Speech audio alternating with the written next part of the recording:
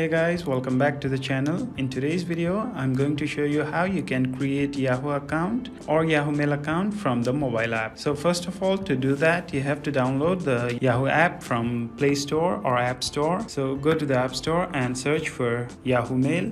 And the second option you see is Yahoo Mail. So tap on that and download this app. It's already downloaded on my phone, so I'll just open it. Now on this screen, to create a new account on Yahoo, you have to tap on sign up and tap on continue. Now on this page, you have to enter your personal details. So fill in your first name, last name, email address, and the password that you want for your account, your phone number, birth date, and gender. So after you fill in all the details, tap on continue.